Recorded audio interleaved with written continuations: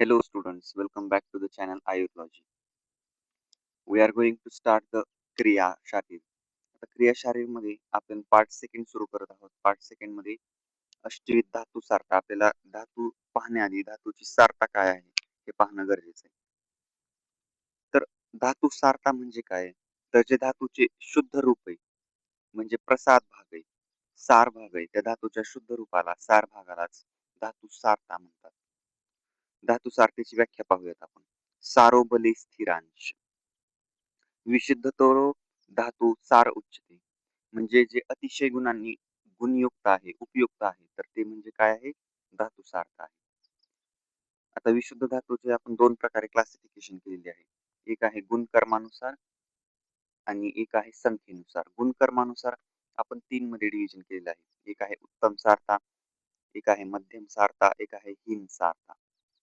आणि संख्येनुसार आपण 8 मध्ये केलेलं आहे. रस, रक्त, मांस, मेद, अस्थि, मज्जा, शुक्र व सत्व म्हणजे ओज सारता. आता धातू सारता परीक्षणाचे महत्व. धातू सारता नेमकी का करावी? धातू सारतेचं महत्व काय आहे नेमकं? धातू सारता ओळखल्यानंतर काय आपल्याला साध्य होतं? त्याबाबत आपल्याला काही पॉइंट्स दिलेले. धातुसार परीक्षण दशविध परीक्षणांपैकी एक आहे. जे दशविध परीक्षण आहे त्यापैकी धातुसार परीक्षण हे एक आहे. रुग्णाच्या प्रत्येक धातूचे बल पाहण्यासाठी सार परीक्षण आवश्यक असते.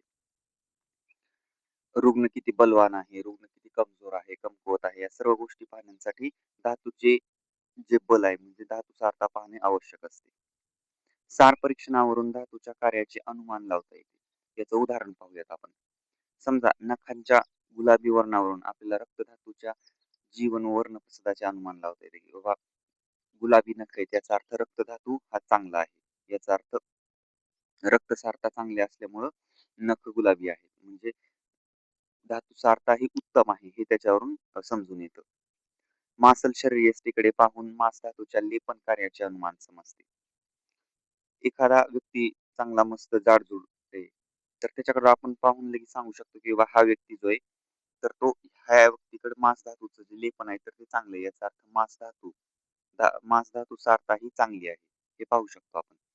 चमकदार त्वचा, डोळे व केश परीक्षणावरून मेद धातूच्या स्नेहन कार्याचे अनुमान करता येते. समजा एखाद्या व्यक्तीचे चमकदार डोळे आहेत, चमकदार त्वचा आहे, केश यांच्यावरून आपण नक्कीच सांगू शकतो की मेद धातूचे स्नेहन फार चांगल्या प्रकारे होते. मेद धातूचे स्नेहन झाल्यामुळे काय होईल तर स्वेट जास्तीत जास्त बाहेर येईल आणि त्वचा ही चमकदार दिसेल अशा प्रकारे. आता एक हा जो आहार रस आणि रस धातूतला फरक आहे हे एकदा आपण पाहून घेऊयात कारण बऱ्याच वेळा हे विचारलं जातं. आहार रस आणि रस धातूमध्ये नेमका काय फरक असावा? तर आहार रसाची जी कार्य आहेत तर ती व्यापक स्वरूपाची आहेत. आहार रस याची कार्य भरपूर आहेत. पण रस धातूची जी कार्य आहेत तर ती मर्यादित आहेत. काय आहेत रस धातूची कार्य?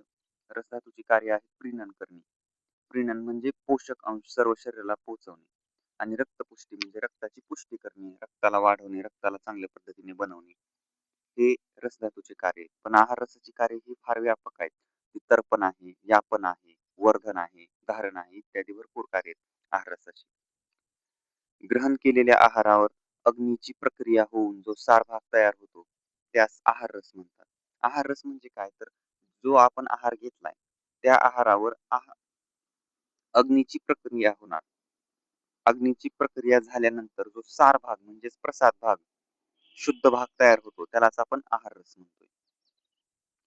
आणि रस धातूमध्ये काय तर आहार रसावर रसाग्नीची प्रक्रिया झाल्यानंतर जो स्थायी स्वरूपाचा धातू तयार होतो, जो स्थायी आहे बघा.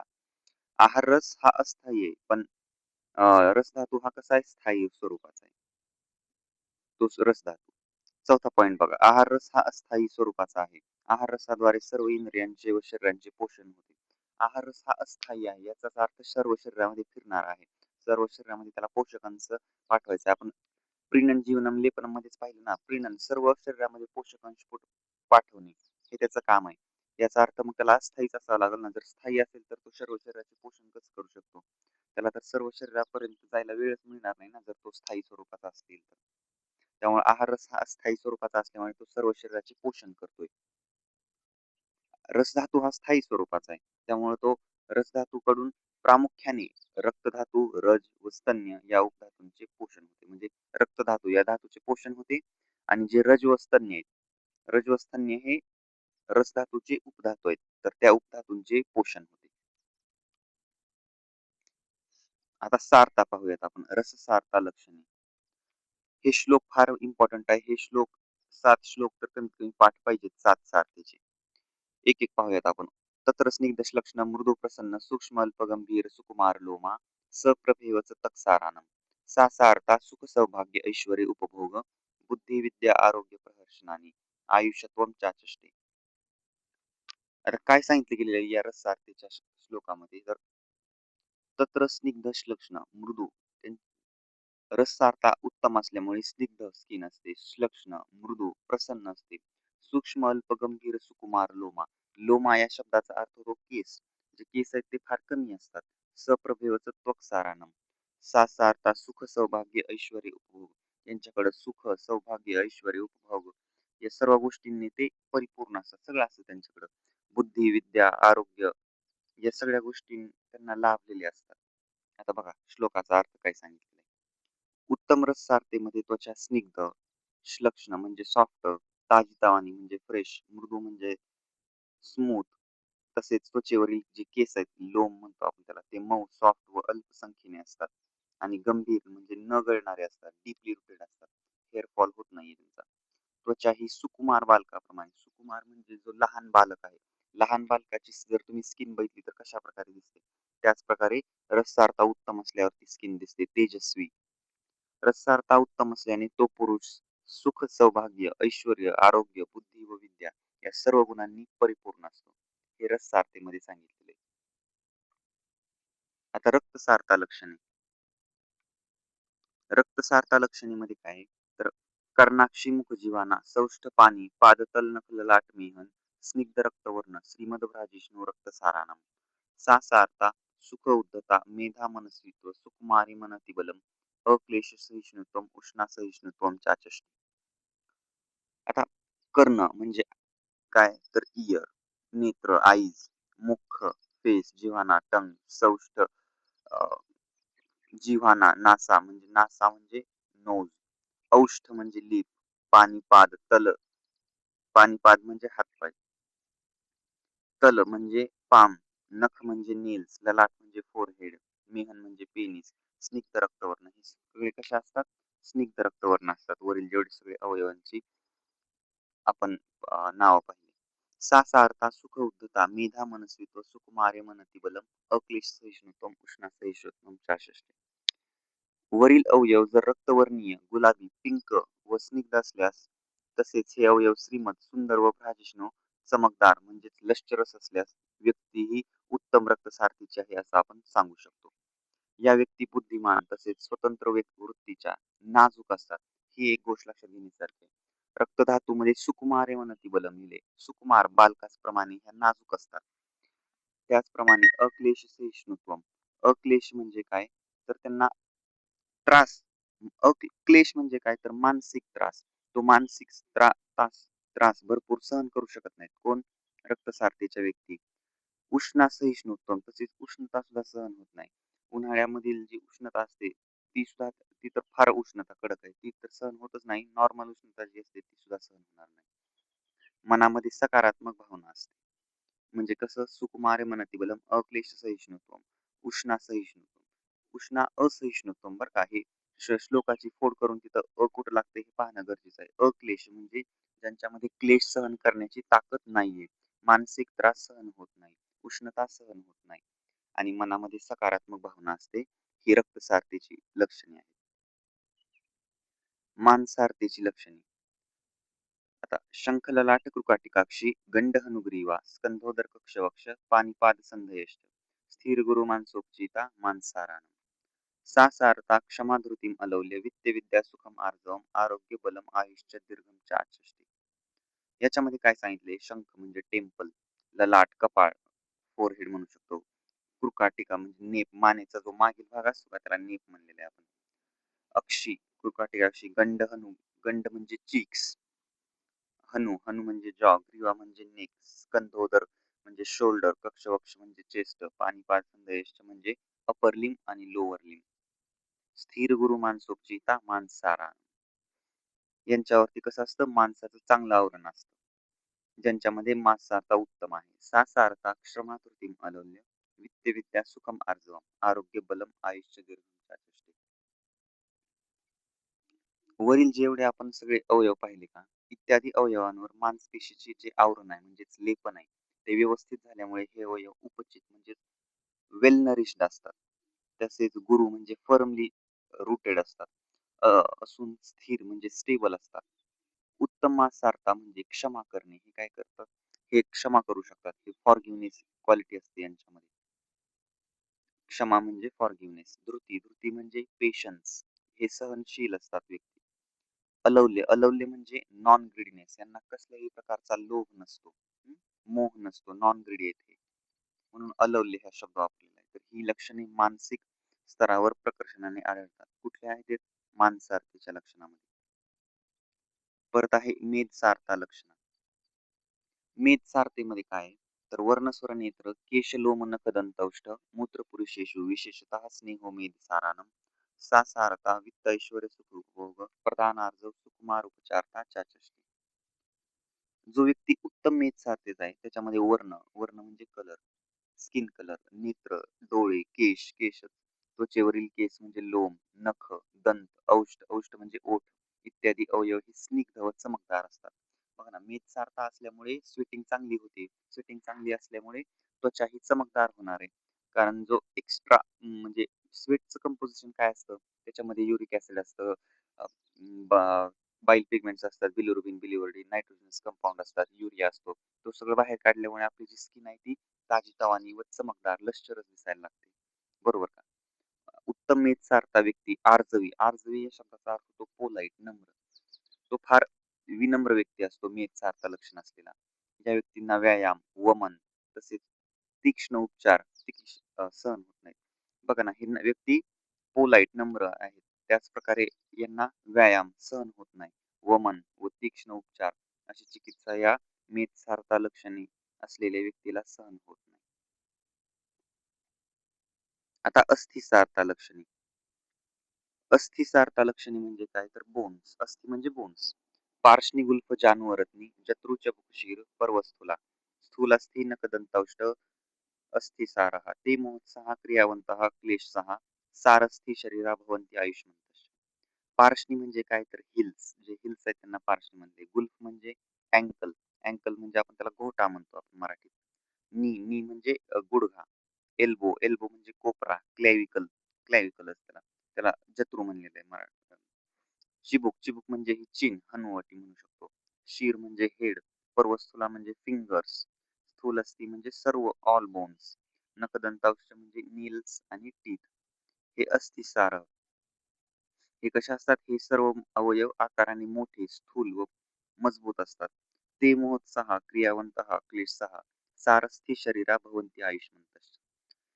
अस्थिसारता उत्तम असलेली माणसे महोत्साही म्हणजे इन्थुझियास्टिकला आपण एक्साइटिंग म्हणू शकतो तात्पुरतं. की अस्थिसारता योग्य असलेले व्यक्ती कसे असतात? त्यांच्यामध्ये इंथुझियाम हा भरपूर भरलेला असतो. क्रियावंत म्हणजे ते फार ऍक्टिव्ह असतात. कुठल्याही कामामध्ये ऍक्टिव्हली पार्टिसिपेट करतात. दुसऱ्यांवरती ते काम ढकलत नाहीत. स्वतः काम करतात. ते काम करायला त्यांना स्वतः आवड निर्माण होते. क्रियावंत म्हणजे ऍक्टिव्हली पार्टिसिपेटिंग. तसेच क्लेश 6 आता बघा, रक्तसारतेमध्ये काय सांगितलं होतं? ते क्लेश 6 नाहीयेत. त्यांना अक्लेशसह आहेत. त्यांना मानसिक त्रास सहन होत नाही रक्तसारतेमध्ये.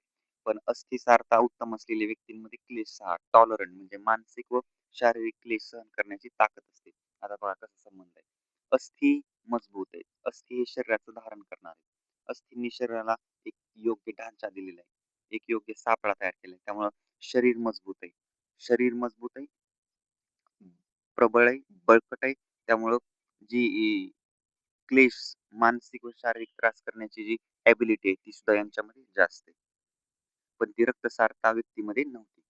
अस्थि धातू बळकट असल्यामुळे शरीर देखील उंच व बलवान असते. बरोबर आहे. 6वा आहे मज्जासारता लक्षणे. मृदू अंगा बलवंत, स्निग्ध वर्णस्वरा, स्थूल दीर्घ वृत्तसंधेश्च मज्जासार. ते दीर्घायुष्यो बलवन्तः श्रुतवित्त विज्ञानापत्य सम्मानभाजश्च भवन्ति. म्हणजे काय तर मृदू अंगा, मृदू त्वचा, स्निग्ध वर, स्निग्ध स्वर व वर्ण, सांधे हे स्थूल दीर्घवृत्त असतात. एखाद्या व्यक्तीचा जर आवाज फार कोमल आहे, फार सुंदर आहे, कोकिळेसारखा आवाज म्हणतो आपण, तर याचा अर्थ समजून घ्यायचा की तो व्यक्ती उत्तम मज्जासारखा लक्षणे असलेला आहे. कारण सांगितलेलं आहे मृदू त्वचा, स्निग्ध स्वर म्हणजे गोड आवाज व वर्ण, सांधे हे स्थूल असतात, तसेच दीर्घ व वृत्त असतात. मज्जासारता उत्तम असल्याने ही माणसे दीर्घायू म्हणजे ह्यांना आयु चांगली लाभलेली असते. बलवान तसेच श्रुतभाज म्हणजे दुसऱ्याचे ऐकून घेणारे असतात. असं नाही की आपलंच खरं करायचं, प्रत्येक वेळेस आपणच बोलत राहायचं. समोरच्या व्यक्तीला कळूच द्यायचं नाही की आपण काय बोलतोय किंवा नेहमी मी बरोबर आहे, मी बरोबर आहे, मी पण असं नाहीये यांच्यात. हे कसं आहे, हे दुसऱ्यांचे ऐकून घेतात.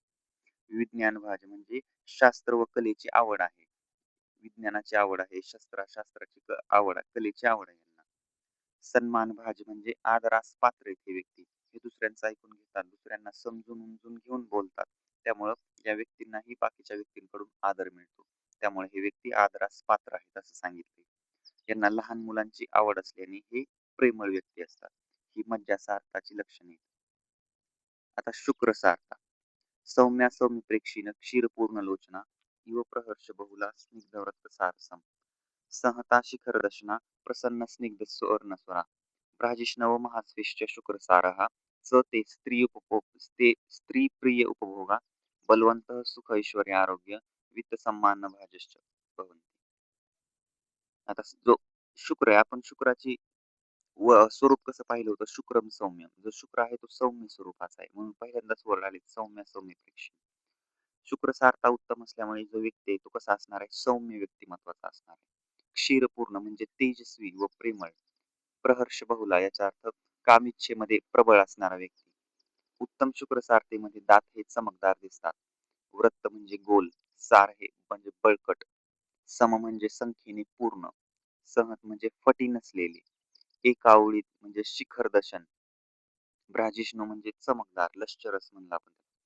महास्विष्ट म्हणजे नितंब प्रदेश हा आकाराने मोठा असतो. जो हिप रिजन म्हणतो आपण नितंब रिजन, तो आकाराने मोठा असतो असं सांगितलेलं आहे शुक्र सारखा लक्षणे मध्ये. उत्तम शुक्रसार व्यक्ती हा स्त्रियांना प्रिय असतो. तसेच सुख, ऐश्वर्य, आरोग्य, संपत्ती इत्यादी पुष्कळ प्रमाणात असून त्यांना पुष्कळ मुले होतात. हे असं सांगितलेलं आहे. ऑब्वियस गोष्ट आहे, ज्याची शुक्रसारता उत्तम आहे, शुक्रसारता लक्षणे उत्तम असल्यामुळे तो स्त्रियांना प्रिय असणार आहे आणि उत्तम मुले, भरपूर मुले त्यांना होऊ शकतात असं सांगितलेलं आहे. आता शेवटची एक आहे सत्वसारता लक्षणे. स्मृतिमंतो भक्तिमंतः कृतज्ञा प्रज्ञा शुचयो महोत्साह दक्षाधीरा समरविक्रांत योधिन विशदा सुव्यवस्थित गती गंभीर बुद्धिचेष्टा कल्याणभिश्चिनेश्च सत्वसार. सत्व म्हणजे काय तर सत्व हा मनाचा गुण आहे. सत्व हा चांगला गुण आहे. म्हणजे काय, आता याचं काय सांगितलेलं आहे, स्मृती म्हणतो हो, स्मृती चांगली स्मरणशक्ती असणारे. भक्तिमंत म्हणजे भक्तिभावायुक्त असणारे, देवाची पूजा करणारे, भक्तीत रमणारे. कृतज्ञ म्हणजे केलेल्या उपकाराची जाणीव असणारे. असं नाही की काय केलं काय नाही केलं असं प्रकारे नाही. कृतज्ञ नाहीये ते, कृतज्ञ आहेत म्हणजे केलेल्या उपकाराची यांना जाणीव आहे. अतिशय बुद्धिमान, प्रज्ञा म्हणजे बुद्धिमान आहे ते. शुचेय म्हणजे स्वच्छतेची आवड आहे. कुठल्याही कार्यात उत्साहाने, मोत्साह म्हणजे इंथुझियाझम, एक्साइटमेंट, कुठल्याही कार्यात उत्साहाने सहभाग घेतात हे. चतुर आहेत. दक्ष म्हणजे चतुर म्हणू शकतो आपण. धीरा म्हणजे धैर्यवान, समरविक्रांत योद्धा आहे, रणांगणावर विजयाची क्षमता ठेवणार आहे. असं नाही की फक्त बोलतातच आणि जेव्हा ऍक्च्युअल संकट, ऍक्च्युअल अडचणी येतात तेव्हा हे मागे सरतात, असं नाही. रणांगणावर सुद्धा विजयाची म्हणजे मैदानावर विजयाची क्षमता ठेवणारा पुरुष आहे हा सत्वसारता लक्षणे असणारा. अनावश्यक काळजी न करणारा. बऱ्याच असतं ना, आपण प्रेझेंटमध्ये न जगता जगायचं सोडून आपण पास्टच्या किंवा फ्युचरच्या गोष्टी घेऊन बसतो. अनावश्यक काळजी करायचा प्रयत्न करतो. तर ते हे व्यक्ती करत नाहीत. योग्य गती असलेला, विचार करून निर्णय घेण्याची क्षमता ठेवतो. विचार करून, बुद्धीने विचार करून, वेळ घेऊन निर्णय घेण्याची क्षमता ठेवतात. दुसऱ्याच्या कल्याणाची इच्छा असणे, तसेच मानसिक व शारीरिक बल उत्तम असते या सत्वसारता लक्षण आहे व्यक्तींची. तर हे 8 सारता आपण पाहिलेले आहेत. एकदा क्विक रिव्हिजन करूयात याचं. धातुसारता म्हणजे काय तर धातूचे शुद्ध स्वरूप म्हणजे सार पाहिलं आपण. धातू सारथीचे परीक्षण का महत्व आहेत हे त्याचे 3 पॉइंट्स सांगितले. आहार, रस व रस धातूमध्ये काय फरक आहे हे सांगितलं. रससारता लक्षणे कसं आहे तर उत्तम रससारतेमध्ये त्वचा स्निग्ध, लक्षण सॉफ्ट व ताजीतवानी असते. रससारता उत्तम असल्याने हे पुरुष सुख, सौभाग्य, ऐश्वर्य, आरोग्य, बुद्धी इत्यादी गुणांनी परिपूर्ण असतात. रक्तसारता लक्षणे. रक्तसारता लक्षणे असल्यामुळे काय तर व्यक्ती हा बुद्धिमान, स्वतंत्र वृत्तीचा, पण नाजूक व शारीरिक बल कमी असते. यांना उष्णता सहन होत नाही. अक्लेश सहिष्णुत्व. मांसाहारता लक्षणे असल्यामुळे सर्व मांसपेशीचे जे आवरण आहे ते व्यवस्थित झाल्यामुळे ते वेल नरिश्ड असतात. तसेच ते फर्म व स्टेबल असतात. उत्तम मांसाहारता असल्यामुळे ते फॉरगिव्हनेस म्हणजे क्षमा करण्याची ताकद ठेवतात. तसेच पेशन्स सहनशील असतात व अलवले नॉन ग्रीडीनेस हे क्वालिटीज असतात त्यांच्यामध्ये. मेदसारता लक्षणांमध्ये उत्तम मेदसार व्यक्ती आर्जवी म्हणजे पोलाईट, नम्र असतात. या व्यक्तींना व्यायाम, वमन तसेच तीक्ष्ण उपचार सहन होत नाही. अस्थिसारता लक्षणे. अस्थिसारतेमध्ये हे सर्व अवयव आकाराने स्थूल म्हणजे मोठे असतात. अस्थिसारता उत्तम असलेली माणसे ही मोत्साही, इंथुझियास्टिक, क्रियावंत तसेच क्लेश 6 म्हणजे टॉलरंट हे असतात. आपण पाहिलं इथं फरक आहे. रक्त सार व्यक्तींमध्ये अक्लेश सहिष्णुता त्यांच्यामध्ये क्लेश सहन करण्याची ताकद नाहीये, पण अस्थिसार व्यक्तींमध्ये टॉलरंट मानसिक व शारीरिक क्लेश सहन करण्याची ताकद आहे. मज्जासारता लक्षणे. मृदू त्वचा असते, स्निग्ध स्वर व कोकिळेसारखा कोमल आवाज, वर्ण, सांधे हे स्थूल, दीर्घ व रक्त असतात. मज्जासारता उत्तम असल्याने ही माणसे दीर्घायू, बलवान तसेच श्रुतभाजी दुसऱ्याचे ऐकून घेणारे असतात. शुक्रसारता लक्षणे. सौम्य सौम्य लक्षणे. हे व्यक्ती सौम्य व्यक्तिमत्वाप्रमाणे असतात. फार सौम्य व्यक्तिमत्व असतं. क्षीरपूर्ण, तेजस्वी व प्रेमळ असतात. कामेच्छा प्रबळ असणारे असतात. शुक्र सारतेमध्ये दात चमकदार, वृत्त गोल, सार बळकट, संख्य पूर्णेने, फटी नसलेले, एका ओळीत असलेले, ब्राजिष्ण म्हणजे चमकदार असतात. तसेच महाफिष्य म्हणजे नितंब रिजन किंवा त्याला हिप रिजन म्हणू शकतो आपण. तो हिप रिजन कसा असतो आकाराने मोठा असतो. आणि शेवटची सार्थ आहे ती म्हणजे सत्व सार्था लक्षणे. सत्व म्हणजे काय तर हा मनाचा एक गुण आहे सत्व. चांगली स्मरणशक्ती असणारे, भक्तिभावयुक्त केलेल्या उपकाराची जाणीव असणारे, तसेच अतिशय बुद्धिमान, स्वच्छतेची आवड, कुठल्याही कार्यात उत्साहाने सहभाग घेणारे. तर हे अशा प्रकारे सत्वसारता लक्षणे होते. आता ह्या टॉपिक मध्ये आपण सर्व धातू सारता कंप्लीट केलेले आहेत. येणाऱ्या पुढील लेक्चर्स मध्ये आपण धातूपासून सुरुवात करूया. ओके.